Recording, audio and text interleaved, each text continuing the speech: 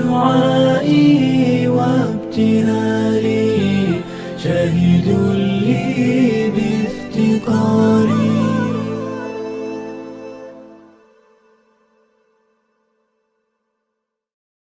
Assalamu alaikum wa rahmatullahi wa barakatuh, and welcome again back to the daily QA show here at Islam 21C, part of the online Masjid project.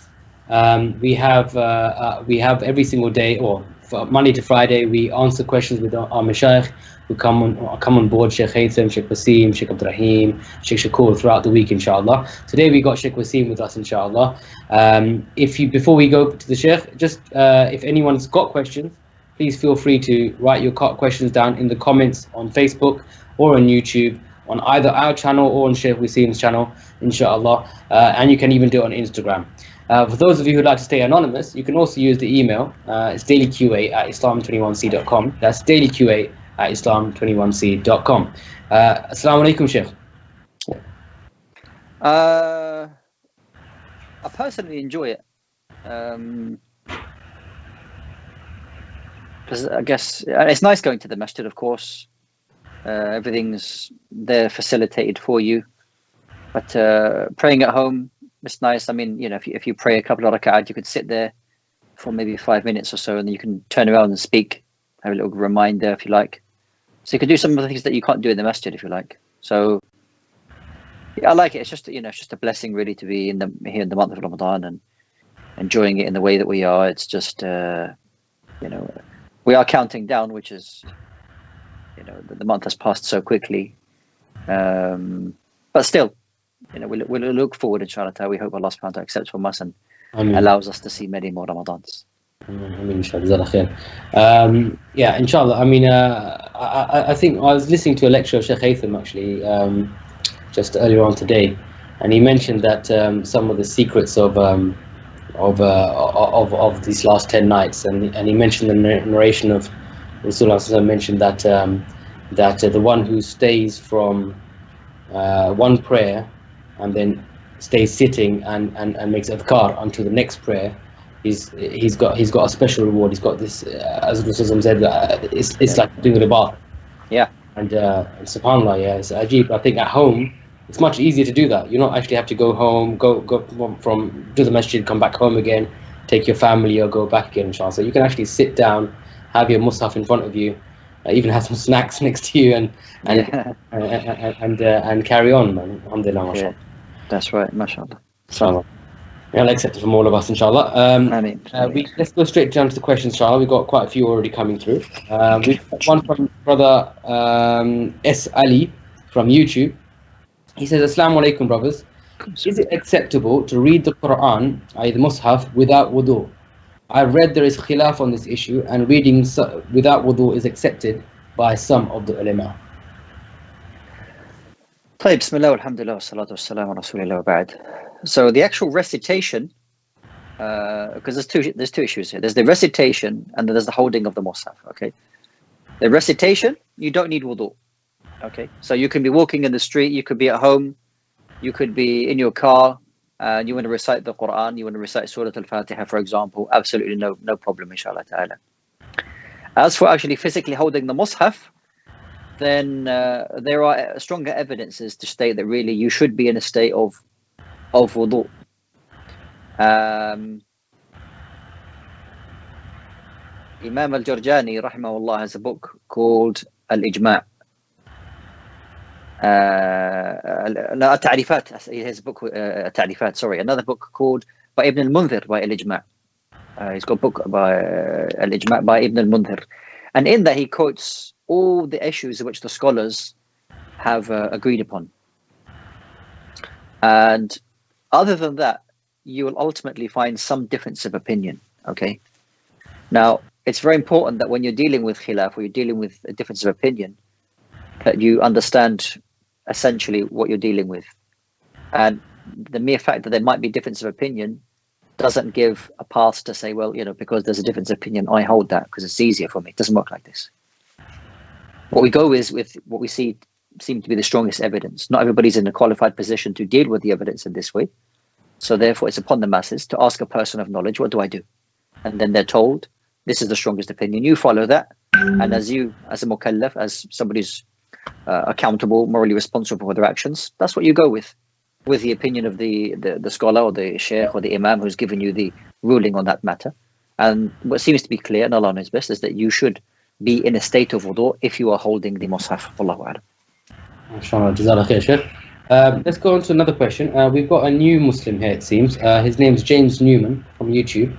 And he's asked, Assalamu alaikum, can one repeat the same surah after Surah Al-Fatiha during Salah when you're still learning more and you haven't learned enough ayat? Yeah.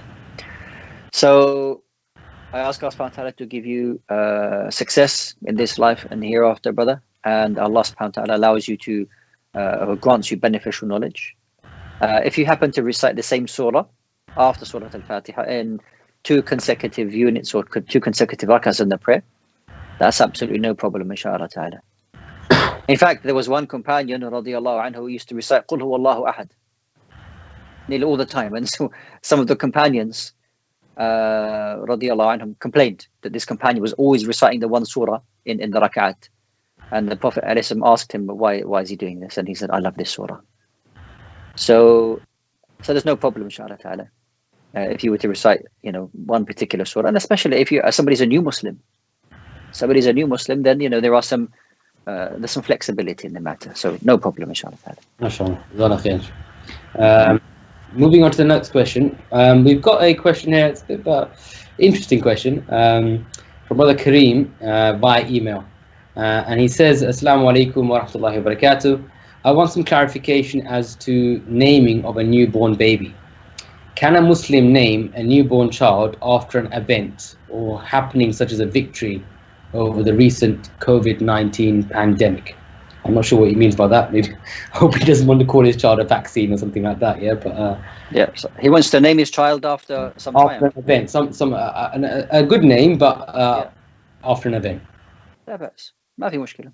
The most important thing is that you call the boy or the girl a name which they can carry through in their life, which they will be proud to have the name. It's not about having the rarest name. Okay, sometimes especially communities who don't know the Arabic language, they choose names which have a very, very strange meaning, to be honest. And and then when you explain to them that this has the meaning, and it's a very strange meaning, and then it's not bad meaning, but it's very odd. There was one name that came to me a few days ago, and it was the name of a small bug. I forgot the name now. And anyway, I said it's the name of a small bug, and they said, but is it halal? I said, would you call yourself this name? And knowing that this is the meaning. And they said, no, I probably wouldn't. So I said, right, then, be fair to your child as well. And choose a name which, of course, the best names, Abdullah, Abdul Rahman, for the prophets, or even for a sister, Amatullah, the names of the prophets. These are the names. Yeah. We shouldn't be thinking about, I don't want to choose a name which is going to cause them a problem, when they're traveling around on the passport. So let me just give them some kind of neutral name. Okay. Don't have this fear. Give them names which they will be proud of, that identifies you as a Muslim, and Allah subhanahu wa ta'ala will have. Allah is the one who protects. SubhanAllah, yeah. It reminds me, when I was at school, there was another brother, his name was Muzdahim. And I looked at him and I said, bro, why does your name means izdiham? I mean, from traffic congestion, basically. Yeah, congestion, busy. Yeah, that's right. I said to him, does your name mean this? And he goes, don't ask. Basically, what happened was I was born in Egypt, and my parents got stuck in a traffic jam when I gave birth. So I was given birth to in a car in a traffic jam. I was named after that. So it's great how people name people things. Alhamdulillah. Moving on to the next question, inshallah. We've got a question here again by email. Brother Aran. Assalamu alaikum. From Friday Jummah, is it necessary to wash the hair on the head in the ghusl, as I get flu? If I do that often, and I use hair cream instead of water, please advise me if this is allowed. If if you've got an underlying issue, a medical issue, and that showering or bathing causes this issue to you, then yeah, you're exempt from that. If you think it's causing you to have a cold or a flu, I don't know, maybe you live in a cold country, I don't know. But anyway, I mean, the point being is that if it causes you harm, then yeah, you're exempt from that, inshallah ta'ala. But there are circumstances when, I assume as a Muslim that other than Jum'ah, that you will bathe. Anyway, the ghusl on Jum'ah anyway is a stressed sunnah according to the majority. Wallahu alam. That seems to be more correct. So it's fine, inshallah. How are we doing? We've got a few questions actually regarding children, alhamdulillah. Next question we got from his brother Z. I'm not sure if it's from YouTube. I think actually from Facebook. I've read somewhere that the one who shaves off the female's head, either hair I guess, is cursed. However, I thought it was recommended to shave the head of a newborn baby if they're a boy or a girl. Can you please clarify? Okay, so for a newborn baby, there are some of the ulama who say that only the boy, his head is shaved. And some other ulama say no, the girl can be shaved as well when they're babies. And I think based upon the evidence is that there isn't anything specifically saying that the boys only. So you can do it for both boys and girls, inshallah ta'ala, when they're babies, as per the sunnah. There's no curse upon a person who does that. I'm not sure if they're mixing a couple of issues here, that when a woman resembles a man, and that when she's of adult age, that she shaves her head. Sometimes people get they get some narrations and then they put them together and kind of make a mess of things. Isn't there a specific narration regarding the prohibition of women? I mean, fully grown women from shaving their hair? Yeah, because this would be following, the likening of men, because this is what men may do. And there's a curse for that. There's a curse upon the men who look like women and the women who look like men, and from all sides, whether it's from the hair or the dress and so on. So, yeah, but we don't implement that on babies. That's a completely different ruling, inshallah ta'ala. So it's fine to shave the hair of the baby girl, wallahu alam. Inshallah. Another question regarding children. Someone's asked that I've had a newborn baby and I've gone to shave the hair of the child, and I want to collect the hair to weigh it and give in sadaqah. Yeah. And he said that it's not even it's too light. How can he weigh it? Yeah. So if it's minimal, then give something, even if something ramzi is something very small, a couple of pound or something like this. Give something, inshallah ta'ala. Tatbiq al-sunnah, as because you've implemented the sunnah, and if you give a little bit more on top of that, khair is good, inshallah ta'ala. Next question. I wish to buy a car by finance. This means I would pay monthly, but there is interest involved. Is there any way I can get around this to make it permissible? This is from Brother Harun. Right. Yeah. So there are different ways of hiring cars. There are certain agreements that don't have riba in it. There's an initial down payment of some amount, and then you then pay a monthly figure, which is agreed between you and the company. And then after, depending on how long the contract is, if it's 2 years or 3 years, you have the choice to purchase the car for a fixed and known price, or you have the choice of finishing the contract right there and then. These ones are fine. Because there's quite a few, I'm not sure what you're mentioning with the riba one. Obviously, if it has riba and there are other alternatives, then it wouldn't be permissible for you to get involved in that one.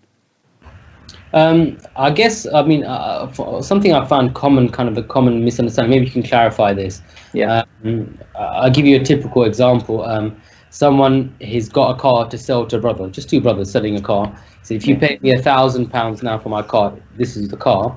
But if you want to pay me installments over a year, you have to pay me £1,200, like £100. Yeah, and typically in the car finance or car industry, they would say that has a specific APR or interest rate. Yeah. Is that interest riba the same as this, or is that not the same? Between the two brothers you're talking about, as an example? Yeah, because like I've done it in the past, and a brother would come back to them, no, well, you're charging interest here. Why are you charging a bigger amount over 12 months Fine. as opposed to this? Okay, so if I own a product, and if you want to buy it from me in one go, in one payment, it costs £1,000. There's no problem in that. However, if you want to buy it from me and you're going to give me pay in installments, then I'm going to charge you £1,200. That's not riba, not at all. It's a fixed amount for a known item for a known specific time. Absolutely fine, inshallah. It's not riba at all. I have the right. In fact, it's allowed for me to raise the price on that, in that I don't receive the payment in one go. So it's allowed for me to raise the price. What, during the contract, or you mean? No, not during the project. No. Only at the start. Only at the start of the contract, we have a fixed agreement from the very start, saying over a period of year, you pay me £1,200 over the period of a year. That's fine, inshallah. No problem. It's not riba. I mean, that's kind of where the confusion sometimes lies. Is some of the car finance or the car deals that are there, because they use the word interest, and that's not technically riba. Correct. We understand it. Yeah? Yes. So just to get that clarification, even though I know there are conditions and certain things, especially with car insurance, it comes up a lot. Yeah. Yeah. Next question: do we need to pay zakat on our investments? So investments, they come in different forms, but if it is a cash investment you put into a company, and this is the investment which is you're able to get back at any time, essentially, then you consider that part of your wealth. So if you invested £1,000 in a company, then that £1,000 is something that you own. So therefore you would pay zakat on that. And if it makes profit, you pay zakat on the profit that is made with that investment as well. Yes. We've got a very interesting question here. I've never come across this question, but the Hamza from Cardiff, he's asking, what makes a sheikh a sheikh? So titles are kind of things which identify, or terms that are used within societies to identify people of knowledge. You don't find, those people of knowledge themselves, they will necessarily give themselves these titles, but rather people will view them that way. And in different cultures and different societies, different terms are used. You might find the word Maulana is used in certain communities. So those people who have gone away, they've studied some form of Islamic knowledge, are known for their knowledge, that they may be known as a sheikh, they may be known as an elder, they may be known as other terms like an imam if they've got a job as an imam. And it kind of, even here in the UK, the use of these terms kind of goes through an evolution in the halal way. That once upon a time, terms were used to sheikh for people that we knew who were big, scholars who were abroad, and that people or students of knowledge would be called ustads. But this kind of conveyor belt is moving, and those people who were once ustads are now sheikhs. I guess it's all relative. I guess within the community that you're living, maybe to the people, this person is a sheikh to them, but on the grand scheme of things, that they're just maybe they're not a sheikh really compared to real big scholars. So these terms are given as a sign of respect, if you like, or a sign of recognition that this is a person of knowledge. I guess it's a long discussion, but this is what I have for that now, inshallah. I guess I'm inferring from the question this assumption, but perhaps the direction they're going is that maybe we've got two different people, or got a number of people who are called themselves or are given the title of being a sheikh, and they give different opinions on a matter. So as a lay person, which person do we follow? Because, I mean, if we had someone who's the Grand Mufti, and then we had someone who is just a local imam, maybe you'd take the position because of the state of the Grand Mufti. But now we've got all these people who are called mashayikh or scholars. and they're giving different opinions on the same matter, how does the layperson decide which opinion to go with? So, I mean, there's a number of factors here. Is access to people. I mean, do you have access to a big scholar or a well-known person of knowledge? If you have access to them, by all means, go to the most knowledgeable person you can. And also, the type of issues that you want to get involved in, or that you want to ask about. Some of them don't need, to find a mufti or to find, a scholar on that matter. It could just be matters which, most people just unfortunately just don't know about, but just require somebody just to study a little bit about that particular topic. So I think that in all practical terms, if you can access the person of knowledge in your area who's trustworthy, who has the qualifications, or who has, is able to answer those questions, then that's sufficient for you. Big issues which affect large communities and large amounts of people, then obviously the higher the more knowledgeable person you can go to, the better. We've got another question here, which is quite a deep question actually. It's from a brother called Ali. I'm not sure whether he sent it by email or on YouTube, Facebook. Forgive me, it's not written here in the comments. He asked this question, I think, which is probably found quite pertinent for a lot of people who are missing the masjid a lot. And that is, how do I, and feeling there's a bit of an emptiness in their Ramadan. How do I know my Ramadan is an accepted Ramadan, or accept my deeds are accepted? Yeah. Well, the simple answer to that is that the position that you're in, brother, is the same position that we are all in. And that is that none of us essentially know the outcome or whether our deeds are accepted by Allah subhanahu wa ta'ala in this worldly life. We won't know that.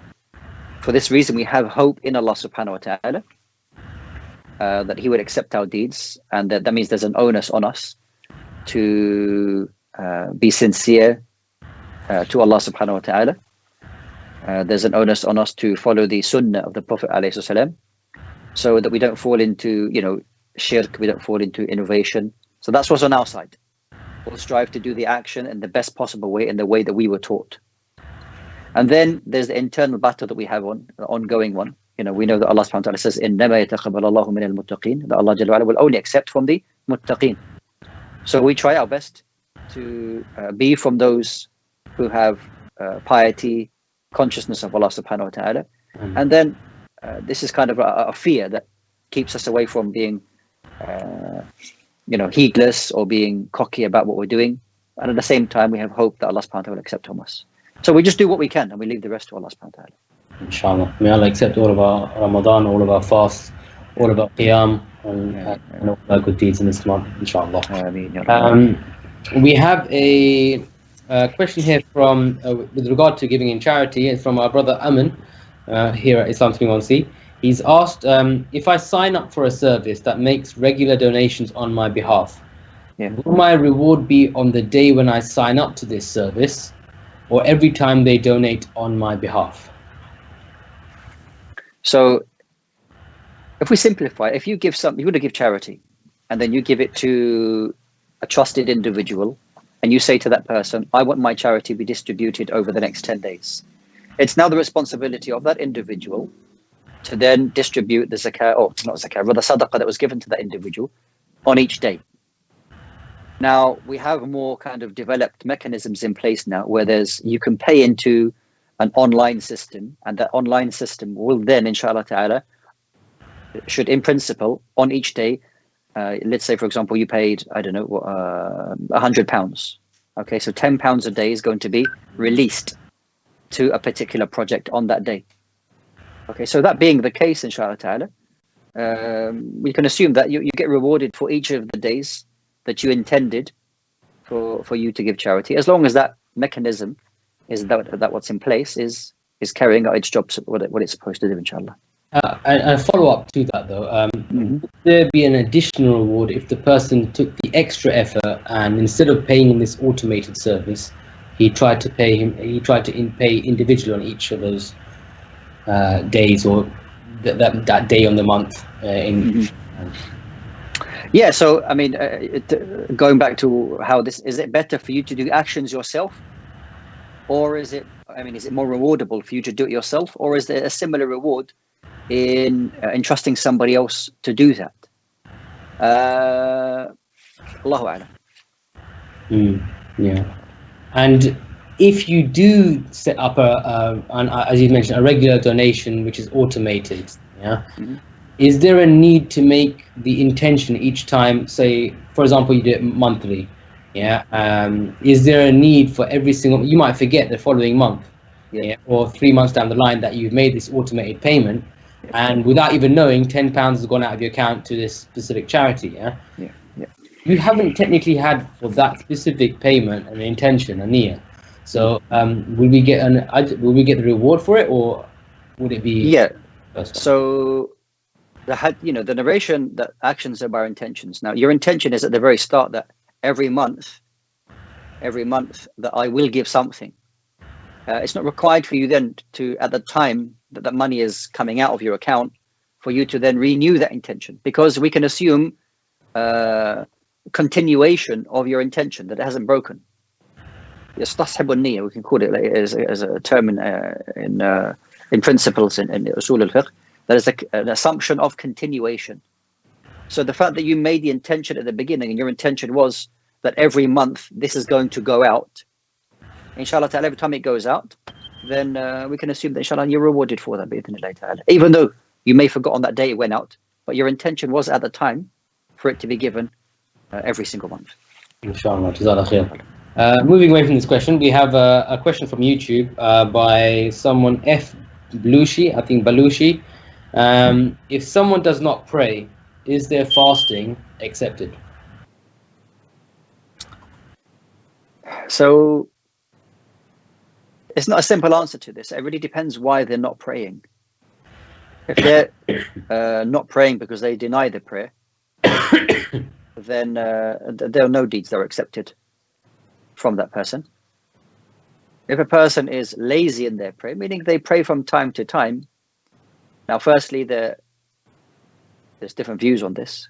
The majority of the view that the person is athim, is committing a major sin. Another view is, and the evidences, to be honest, are quite strong for this, that if a person is, even if they're lazy, that they're in a very, very, very dangerous territory. And it could be the case that their fasting is not accepted because they are, after your shahada, after your testimony of faith, your link with Allah subhanahu wa ta'ala is your 5 daily prayers. And if that's cut, then it's difficult really for you to justify or have any acceptance of any of your deeds. The companions radiallahu anhum would, the one action that they would see a person, exit the fold of Islam with a person who leaves their prayer. So it's a long discussion between the scholars, but if a person is in that situation, they should be advised as soon as possible and to return to Allah subhanahu wa ta'ala. Allah. May Allah make it easy. May Allah protect our prayers and keep us constant in it. Like I said, this time, especially in this pandemic and this lockdown, it's even harder for those who don't regularly pray or find solace in Ramadan to go in groups to the masjid. They don't have that opportunity, so it must be harder.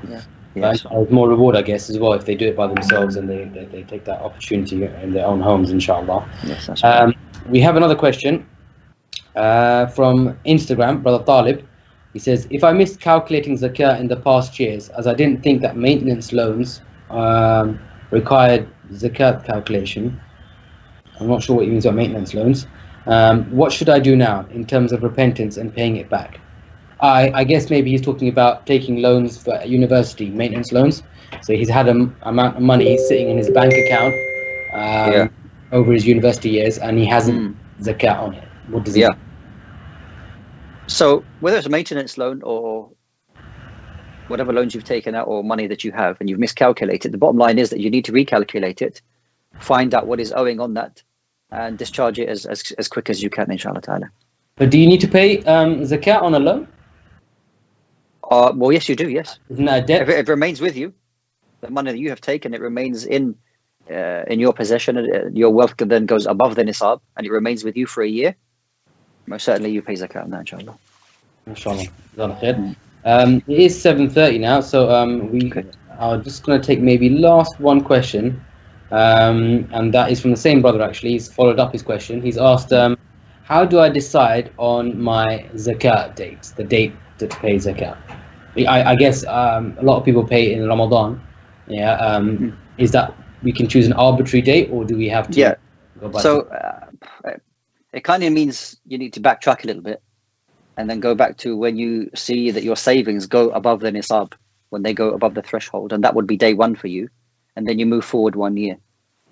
So if you look at your savings now and you think, how long have I had? If you base the nisab on gold, for example, which is currently 3,400 and something, I think.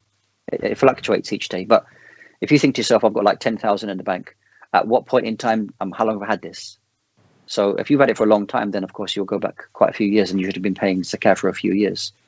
But if you find something's around, I've got around 4,000 or 3,000, it's borderline, around what the nisab is, then you go back to, you find out when I had that amount come into my possession, and that would be day one for you. It might be 6 months ago. So then therefore, in 1 year's time, which might not be in Ramadan, in 1 year's time, Islamic year that is, of course, 1 year Islamic year after that, that's when your zakat would be due.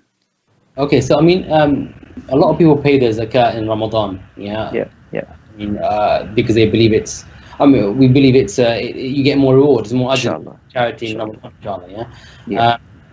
So, is it the case that it's more rewardable, or if for example, you had to pay in Rajab, that'd be. And I'm guessing also to clarify, this is the Islamic year as well. We're not talking about the Gregorian year here. We have to go by the lunar year.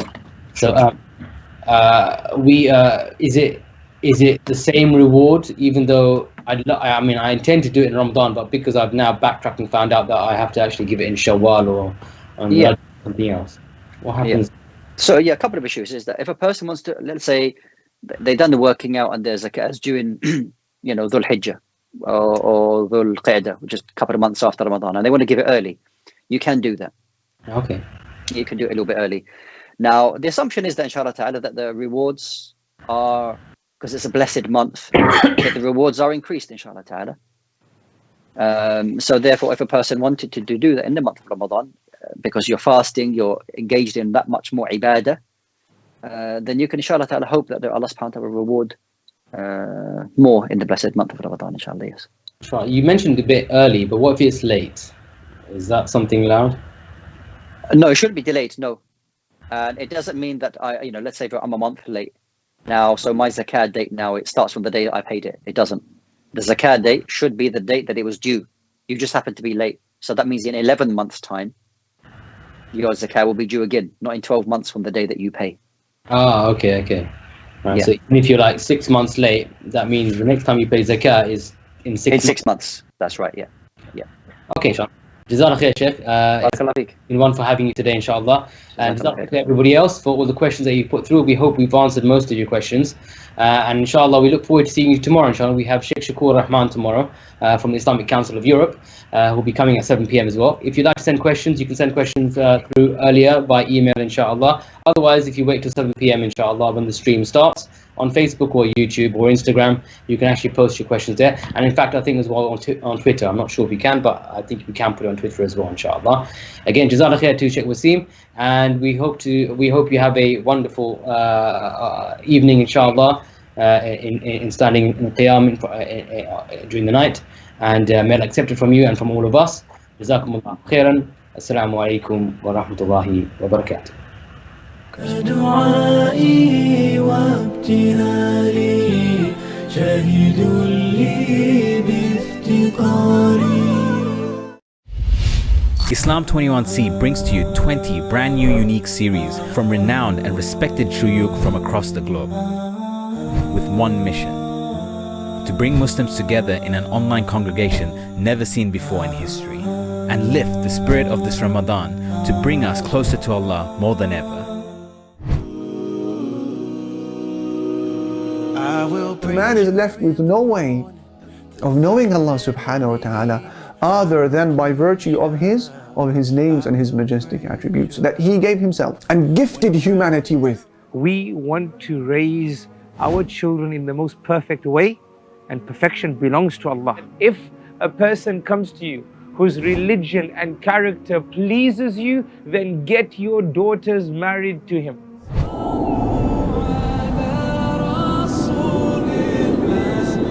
not going to be easy, but Allah never leaves you alone. That's the essence of what we can get from the Prophet's life. It's my pleasure, it's my honor to introduce Quran recitation from the Imam Jazari Institute.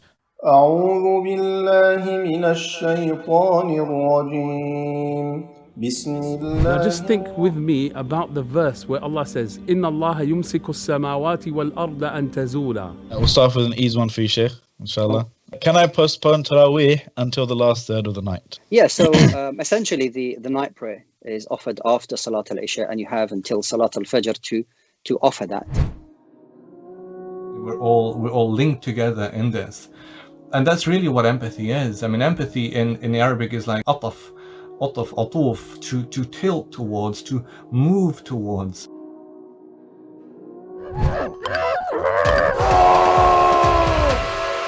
Conveying insults. You know, the Arabs had a saying, "Ma shatamak illa man ballagak." The one who insulted you is the one who conveyed the insult to you.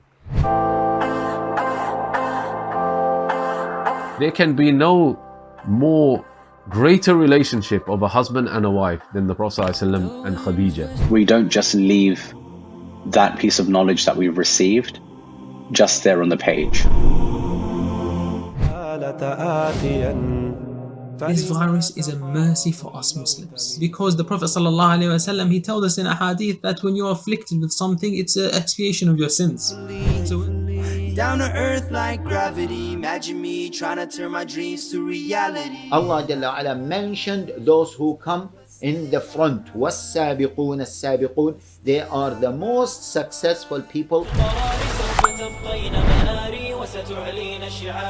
How we can embed the love of the Quran in the hearts of the young generation.